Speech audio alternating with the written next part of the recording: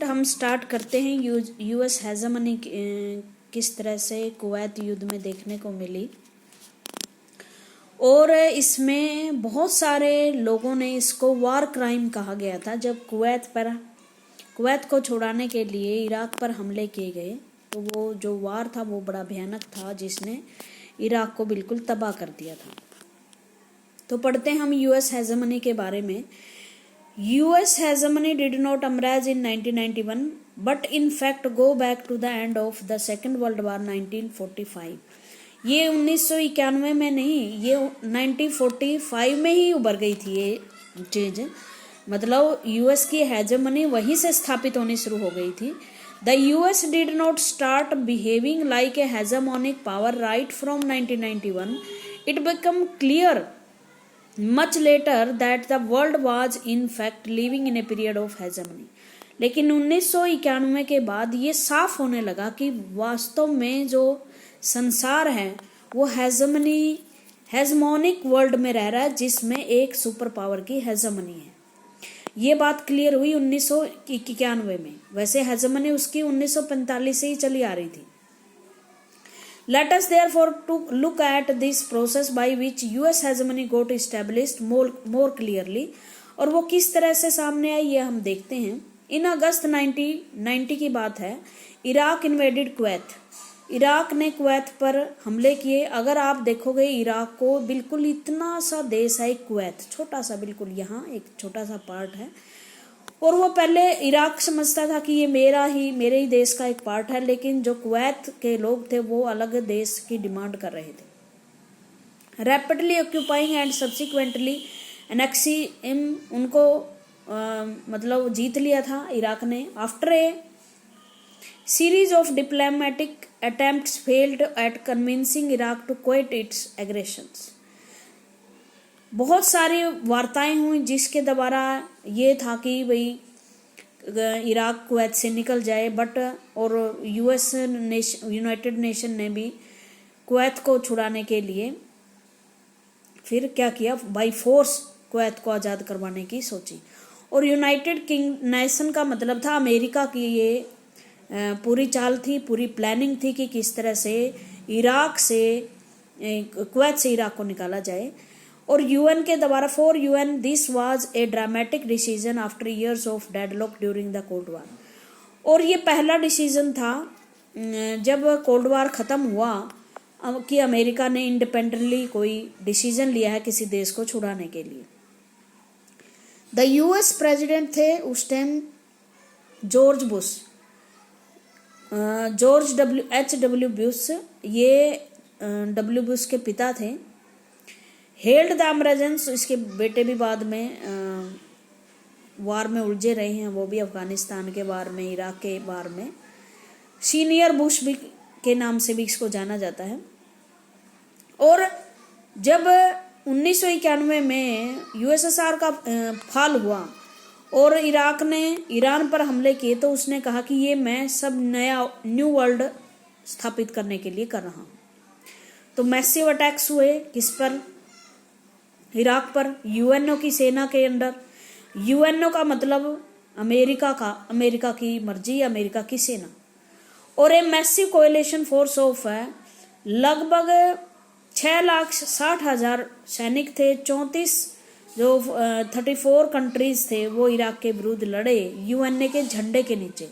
America ने अपना झंडा नहीं लगाया कि मैं युद्ध लड़ रहा हूँ, बट सारी पावर जो पीछे काम कर रही थी वो America. And defeat in it what come to be known as the first Gulf War. और इसे खाड़ी युद्ध कहा जाता है। गल्फ खाड़ी के देश हैं ये ईरान इराक, तो इसलिए इसे खाड़ी युद्ध कहा जाता है, फर्स्ट गल्फ वार। तो ये क्वेश्चन पूछा जाता है फर्स्ट गल्फ वार कब हुआ, 1991 में। और how over this UN operation, वैसे तो ये दिखावे के रूप में तो ये यूनाइटेड नेशन का ऑपरेशन था, which was called Operation Desert Storm. और इसका नाम था ऑपरेशन डेजर्ट स्टॉर्म। देखो कोई भी मिलिट्री ऑपरेशन होता है तो उसका नाम दिया जाता है, जैसे इसका नाम दिया गया ऑपरेशन डेजर्ट स्टॉर्म। तो एक क्वेश्चन आता है what do you mean by Desert Storm, या जो कुवैत पर हमले किए गए, कुवैत को छुड़ाने के लिए इराक पर हमले किए, उस ऑपरेशन का क्या नाम है। ऑपरेशन डेजर्ट स्टॉर्म है। तो इस तरह की बातें आप याद रखना। जैसे भारत में करगिल का जो युद्ध था उसमें ऑपरेशन विजय था। सियाचिन की जो लड़ाई थी उसे मेघदूत ऑपरेशन था। वो इस तरह चलते रहते हैं। वाज ओवरवेलमिंगली अमेरिका के लिए बड़ी खुशी लेकर आया। एन अमेरिकन जर्नल, और इस पूरी सेना का जो जर्नल था वो अमेरिकन था। उसका नाम था नॉर्मन सैचर क्रॉफ्ट्स। 5-6 साल पहले इनकी डेथ हुई है। लीड द यूएन कोलिशन, और जो इतने ये 34 कंट्रीज की सेना थी उसका जो नेतृत्व है वो नॉर्मन कर रहे थे। अमेरिकी सेना के जनरल थे जो। 75% coalition forces were from the US, और इस सेना में जो 34 देशों की सेना थी उसमें 75% जो लोग सैनिक थे वो यूएसए के थे। Although the Iraqi President Saddam Hussein had promised the mother of all battles, the Iraqi forces were quickly defeated and forced to withdraw from the Kuwait.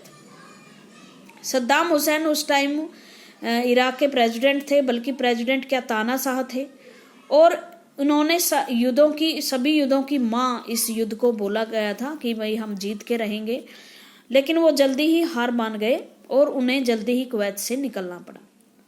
First world war के was revelled the vast technological gap that had opened up between the US military capability and that of the other state.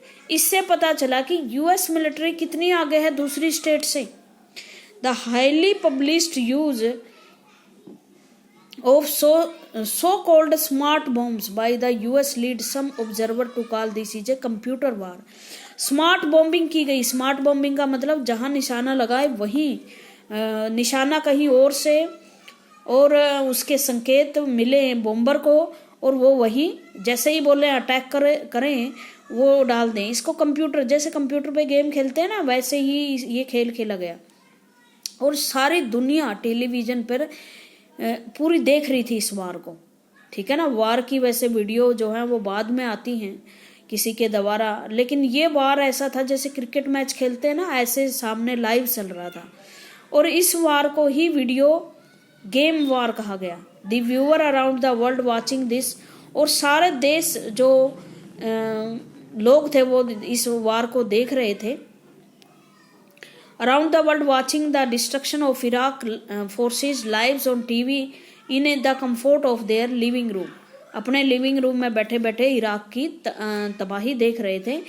Incredibly, the US may actually have made a profit from the war. अब US को क्यों लड़ना था भाई? Kuwait पे वो कब्जा कर रहे थे, उनकी आपस में दो देशों की लड़ाई थी, लेकिन यूएस को तो वहां जो रिसोर्सेज थे, तेल के कुएं थे, वो प्राप्त करने थे ना।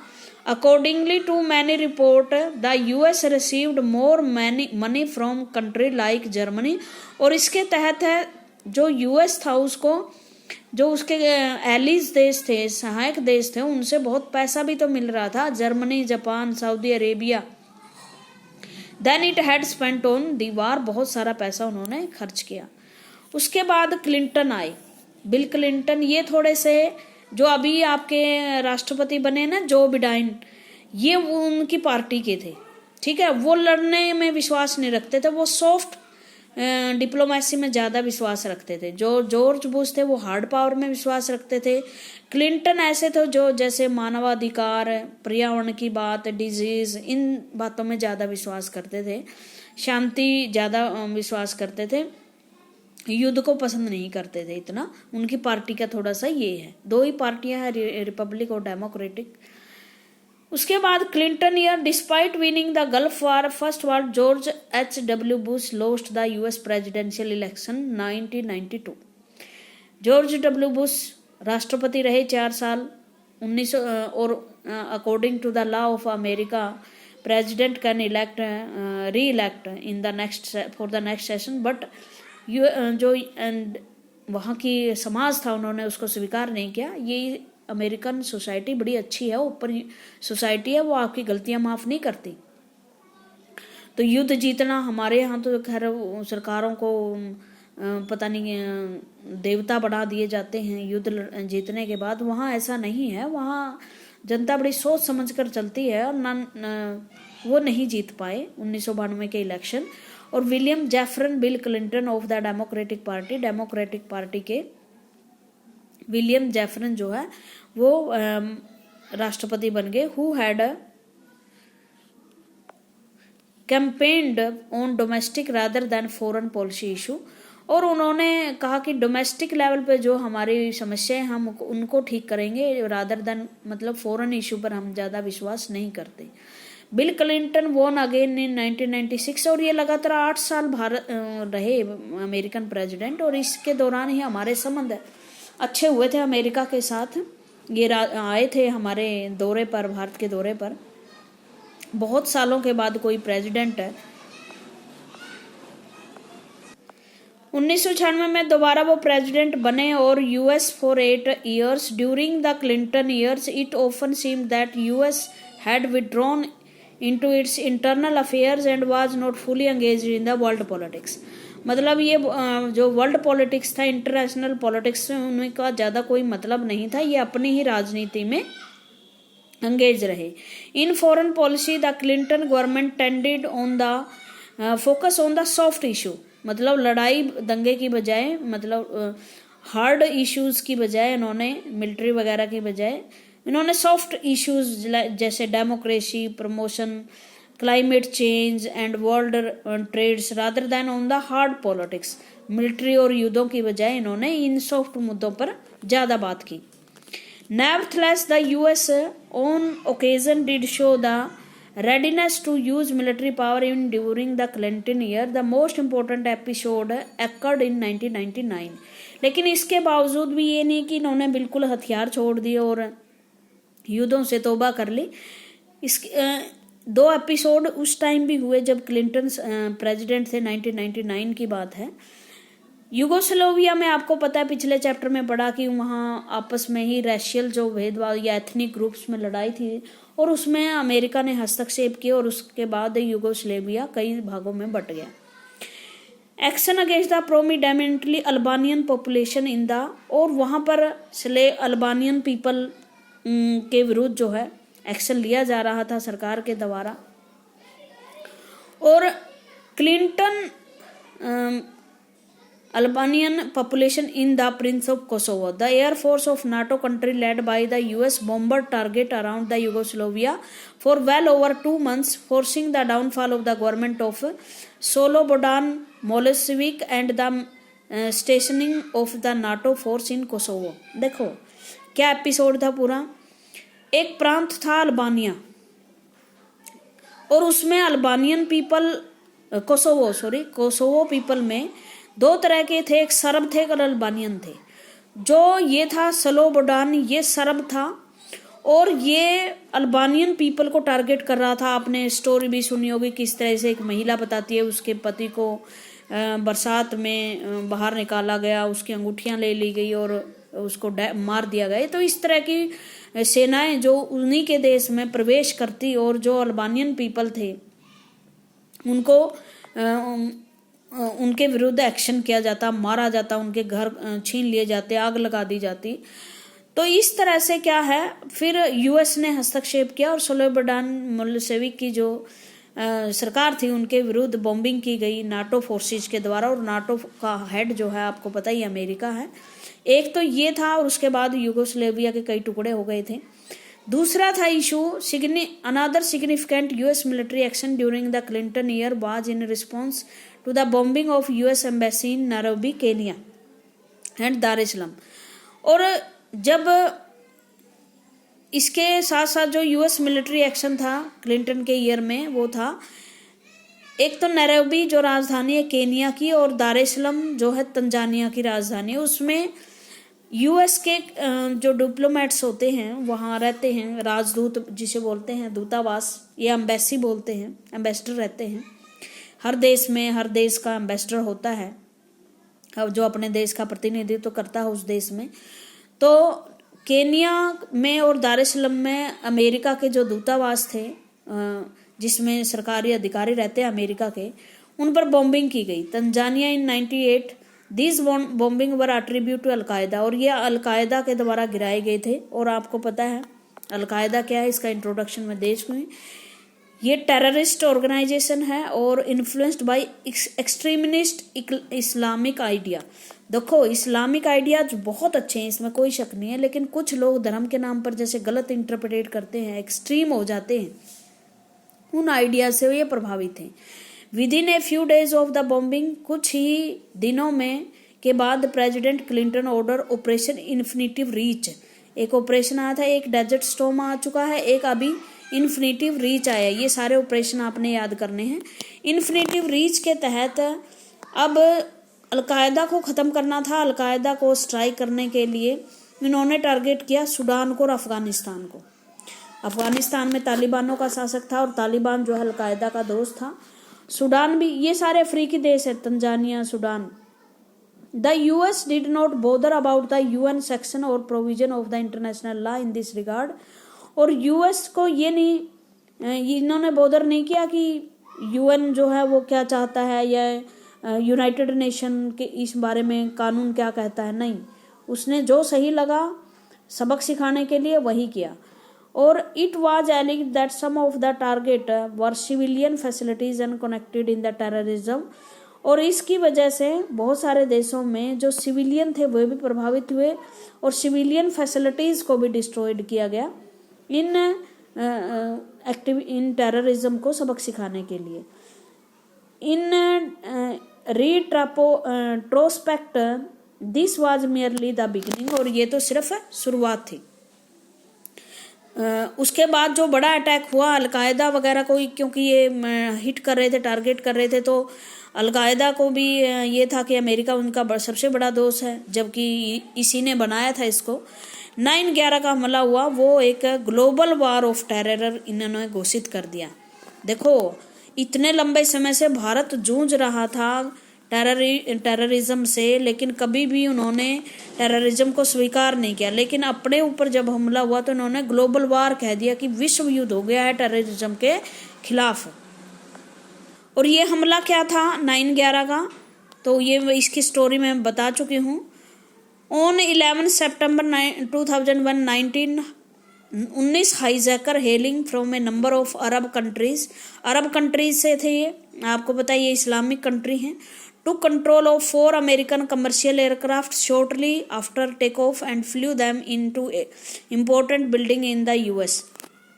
अमेरिका के 4 जहाज़ों को हाईजैक किया और जो बड़ी बड़ी बिल्डिंग थी उनसे जो इन्होंने इसको क्लैश करवा दिया। 1 airlines each crash into the north and south tower of the world trade centre. New York में वर्ल्ड ट्रेड सेंटर का WTC का एक सेंटर था, जिसमें कि जो दुनिया के सबसे बड़े टावरों में से एक था, उससे क्रैश करवाया उसको। और 3rd एयरक्राफ्ट जो है 1 साउथ और एक साउथ से एक नॉर्थ से हमले करवाए। 3rd aircraft crash the pentagon building. Pentagon building वो बिल्डिंग है जो रक्षा से जुड़ी हुई, मतलब मिलिट्री वगैरह जो है, मिलिट्री के हथियार हैं, मिलिट्री के डॉक्यूमेंट्स हैं, वो वहीं रहते हैं। एर्लीगटन बिल्डिंग थी, एर्लीगटन वर्जीनिया एक राज्य है, वहाँ पर पेंटागन की बिल्डिंग पर ये क्रैश करवाया गया और ये यूएस के डिफेंस डिपार्टमेंट और हेडक्वार्टर वहाँ है। 4th जो एयरक्राफ्ट था presumably bound by the Capitol building of the US Congress came down in a field in Pennsylvania. ये कैपिटल बिल्डिंग जो यूएस कांग्रेस के जैसे हमारे यहाँ संसद है उस पर गिराना चाहते थे, बट ये फील्ड में गिरा, इसका टारगेट सही नहीं निकला। This attack have come to known as 9/11 in American to convention is to. इसको 9/11 का हमला कहा जाता है क्योंकि आपको पता है अमेरिका में जो लिखे जाते हैं मंथ वो पहले लिखे जाते हैं और डेट बाद में आती है, और इसको 11/9 की बजाय 9/11 कहा जाता है। This attack killed nearly 3000 person. इसमें 3000 लोग मारे गए। In term of their shocking effect of American they have been compare to British burning of Washington DC in 1814 and the Japanese attack on Pearl Harbor in 1991। America ने के लिए बड़ी शौक की बात थी और उन्होंने कंपेयर किया कि किस तरह से 1814 में वांशीगढ़ डीसी पर ब्रिटेन ने हमले किए थे, और किस तरह से जापान ने पर्ल हार्बर पे 1941 पे हमले किए थे सेकेंड वर्ल्ड वॉर के टाइम। और in term of loss of life 9/11 was the most severe attack on US soil since the founding of country in 1776 के बाद ये सबसे बड़े हमले थे। आज के लिए इतना ही। Thank you.